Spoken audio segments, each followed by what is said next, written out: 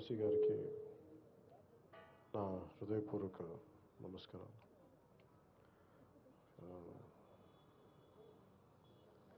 దీనికి ఎవరన్నా ఇలాంటి వాటికి నా ఫీలింగ్ ఏం చెప్పాలి, నాకు ఈ భావన ఏముందంటే లోపల నేను సరైన వ్యక్తిని కాదు వీటికి రావడానికి.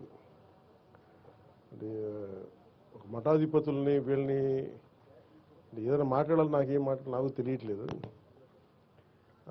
కానీ సగటు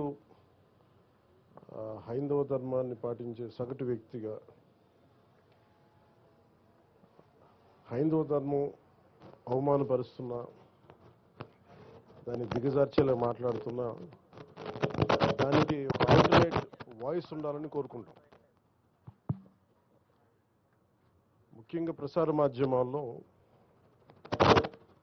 హైందవ ధర్మాన్ని, హిందూ ధర్మాన్ని, లేదంటే సనాతన ధర్మాన్ని, దానికి పేరు ఏదైనా పెట్టుకోండి,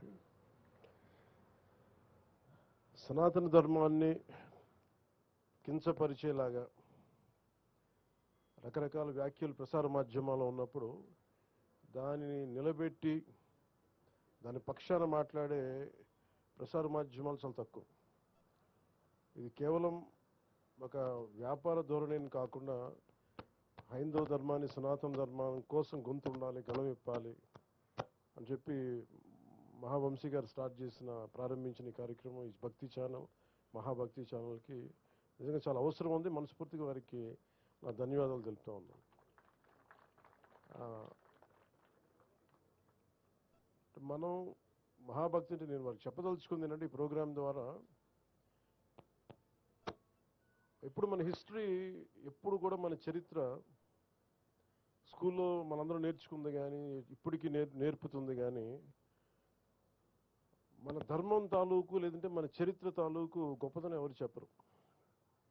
ఎంతసేపు అక్కడ ఓడిపోయాం, వాళ్ళు వచ్చి మొఘలాయులు వచ్చి కొట్టారు, లేదంటే బ్రిటిష్ వాళ్ళు వచ్చి కొట్టారు తప్ప మన చరిత్ర తాలూకు గొప్పతనాన్ని, సనాతన ధర్మాన్ని పాటించిన పరిపాలకులు ఎంత బలంగా చేశారు, అన్ని మతాలకి ఎలా స్థానం కల్పించారో చెప్పాల్సిన అవసరం ఉంది. కేవలం భక్తి కాకుండా చరిత్ర కూడా చెప్పాలి. దీనికి చాలా చాలా అవసరం అది. ఉదాహరణకి నేను మొన్న మదురై మీనాక్షి అమ్మ టెంపుల్కి వెళ్తే అక్కడ పూజారులు లోపల చూపిస్తా, ప్రధాన పూజారులు ఎలాగ మధుర మీనాక్షమ్మ మూల విగ్రహాన్ని ఎలా దాచిపెట్టారు, ఈ విదేశీ రాజులు వస్తున్నప్పుడు దాన్ని ముష్కరులు వచ్చినప్పుడు ఎలా దాన్ని కాపాడారు, చాలా కాలం తెలుగు ఇలాంటి చరిత్ర నాకు వెళ్తే కానీ నాకు తెలియలే. ఇలాంటి మనని ముఖ్యంగా దాని బదులు ఒక పక్కనే దురక్రమణదారులు వచ్చి ఎలాగా ఇదే మూల విరాట్ విగ్రహం అని చెప్పి ఒకటి దాడి చేశారు. అంటే శివలింగం ఉంటుంది, శివలింగాన్ని దాడి చేస్తే శివలింగం మధ్య కట్ అయిపోయింది. ఆ ఘాటు ఉంటుంది, కత్తి ఘాటు. కానీ అలాంటిది చరిత్ర అందరికీ తెలిస్తే, మన గత చరిత్ర తెలిస్తే ఇది ఎంత అవసరం మనకి, మనం ఎంత కాపాడుకోవాలి.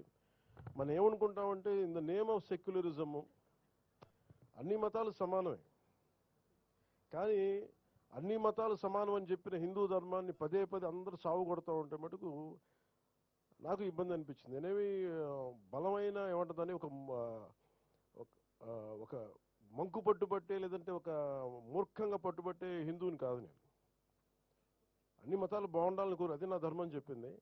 కానీ అలాంటి నా ధర్మం మీద పదే పదే దాడి చేస్తున్నప్పుడు దీనివల్ల ఓట్లు వస్తాయా, ఓట్లు పోతాయా నాకు తెలియదు. ఇవన్నీ ఏ దేవుడైతే ఉనికినిచ్చాడో, ఏ పరమాత్మ అయితే మనకి స్థానం ఇచ్చాడో ఆయన కాపాడుకోలేనప్పుడు ఎన్ని పదవులు వచ్చినా నిష్ప్రయోజనం. పైగా ఇంకోటి పొలిటికల్గా కూడా మనం ఎంతసేపు మిగతా మతాల మీద దాడి జరుగుతున్నప్పుడేమో మనం వెనకేసుకొస్తాం, హిందూ ధర్మం మీద దాడి జరుగుతున్నప్పుడు ఒకళ్ళు మాట్లాడరు, ఎందుకంటే ఓట్లు పోతాయని. ఇది చాలా లోతుగా దీని మీద డిబేట్ జరగాలి, చరిత్ర గురించి మాట్లాడాలి, అన్ని చరిత్రలను కలపాలి. ఉదాహరణకి రుమేలా తాపర్ ఇలాంటి లెఫ్ట్ వాదులందరూ కూర్చొని మన ధర్మాన్ని, మన చరిత్రని, ఇతిహాసాన్ని చంపేశారు. రామాయణం కానీ భారతం కానీ అవి అవి మన చరిత్ర. అది దానికి దానికి ఆర్కియలాజికల్ ఇది ఉంటుంది. ఇవన్నీ కాకుండా మొన్నేదో నేను చదువుతా ఉంటే చాలా గొప్ప ఆశ్చర్యంగా అనిపించింది. మన కురుక్షేత్ర యుద్ధం ఎప్పుడు జరిగింది? It can be proven by astrological timeline. ఏ గ్రహాలు ఏ కక్షలో ఉన్నప్పుడు జరిగినాయి, నక్షత్రాలు దిశాది ఎట్లా ఉన్నది, అలాంటి సమయంలో ఈ టైంలో జరిగింది అనేది మనం ఇప్పటికీ వెళ్ళి ఇప్పుడు వచ్చిన కంప్యూటరైజ్డ్ ప్రోగ్రామ్స్ ఒకసారి వెనక్కి వెళ్ళి చూసుకుంటే చాలా బలంగా మనం అంటే మన సాక్ష్యాధారాలతో ఉంది. వేగ్గా శ్రీరామచంద్రుల వారు ఎప్పుడు పుట్టారు, దానికో ఈ పలానా నక్షత్రంలో పుట్టారు, ఈ టైం లైన్లో, ఇది మీరు తిరిగి వెనక్కి చూసుకుంటే it will be back by scientific data. So అది మన చరిత్ర. అది దీనిని ఒక్కొక్కళ్ళు కూర్చొని దీన్ని వెటకారాలు చేసేవాళ్ళు, కించపరిచేవాళ్ళు, ఇవన్నీ చూస్తుంటే నాకు నిజంగా చాలా ఇబ్బంది అనిపిస్తుంది. అంటే నాకు ఒకసారి ఏమనిపిస్తుంటే ఓట్లు రాకపోయినా పర్లేదు కానీ నా ధర్మాన్ని నేను కాపాడుకోవాలి. ఇది నేను ఖచ్చితంగా తీసుకున్న నిర్ణయం. ఇలాంటి తీసుకున్న వ్యక్తులు చాలామంది, నేను ఒక్కనే కాదు, చాలామంది కోట్లాది మంది తీసుకున్నారు. వెటకారాలు చేసేవాళ్ళు ఎక్కువ. మీరు ఊహించండి, ఇంకే మతం చేసినా మళ్ళీ మన అన్ని జోకులు పడవు.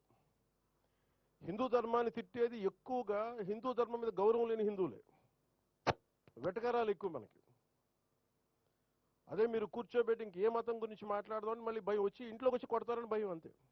లేదా ఓట్లు పోతాయని భయం. నేను వంశీ గారిని ఏం కోరుకున్నానంటే, హైందవ సమాజానికి మీరు పరిరక్షించే దిశలో మీరు ప్రోగ్రామ్స్ ఉండాలని నేను కోరుకుంటా ఉన్నాను. ఎందుకంటే మనకి మొండిగా మూర్ఖంగా నేను మాట్లాడమని నేను అడగట్లేదు డిబేట్స్, కానీ రేషనల్ తోటి, లాజిక్ తోటి, ఒక హేతువుతోటి ఈ ప్రోగ్రామ్స్ మీరు, ఇది చాలా అవసరం. ఇది మూర్ఖమైన భక్తి కూడా మంచిది కాదు. అసలు ఏమంటుందని రేషనల్, ఒక లాజిక్ లేని, హేతువు లేని భక్తి కూడా మంచిది కాదు. హైందవ ధర్మం ప్రతిదానికి నిలబడద్దు, హేతువుకు నిలబడద్దు, పారిపోదు, మూర్ఖంగా చెప్పదు, ఇదే మన పర్మనెంట్ సొల్యూషన్ చెప్పదు. It is ever evolving religion. నిత్య నూతనంగా తనని ఆవిష్కరింపజేసుకునే ధర్మం సనాతన ధర్మం. అందుకని ఇలాంటివన్నీ కూడా నెక్స్ట్ జనరేషన్కి చెప్పాలి, కమింగ్ జనరేషన్స్కి చెప్పాల్సిన అవసరం ఉంది. మన చరిత్ర గురించి చెప్పాల్సిన అవసరం ఉంది. నైస్ డిబేట్స్ దీంట్లో రావాలని కోరుకుంటున్నాను మనస్ఫూర్తిగా. ఈ ఛానల్ మనసు చాలా కోరుకుంటూ ప్రతి ఒక్కరికి, ఇక్కడ టీం కూడా ప్రతి ఒక్కరికి పేరు పేరున నేను నా శుభాకాంక్షలు తెలియజేస్తా ఉన్నాను. It's a great opportunity. నాకు కూడా చాలా గొప్ప అవకాశం అది. ఎందుకంటే చాలాసార్లు అనిపిస్తుంది, అయ్యప్ప స్వామి పడి పూజ చేస్తుంటే దాని మీద వెటకారాలు చేస్తారు. ఒకసారి ఎందుకు నేను చాలా బలంగా హైందవం సనాతన ధర్మం గురించి మాట్లాడతానంటే, నా ధర్మం నేను కాపాడుకోలేని వాడిని మిగతా ధర్మాలు నేనేం కాపాడగలను. అందుకని చాలా బలంగా, అంటే ఏమైపోయిందో ప్రతిదీ ఇది మాట్లాడాలంటే ఓట్లు పోతాయి అంటారు. రాజకీయాల్లో లేని వాళ్ళు కూడా ఓట్లు పోతాయి. అందరం పొలిటికల్లీ రైట్ అయిపోయాం. అదే మీరు మిగతా మతాల గురించి మాట్లాడితే ఎవరికి ఇబ్బంది ఉండదు. వాళ్ళని చేస్తేనేమో సెక్యులరిజం, హైందవ ధర్మం గురించి మాట్లాడితేనే మతోన్మాది. ఇలాంటి పిచ్చి డిబేట్స్ ఎక్కువైపోయినాయి. ఇది కండిషన్.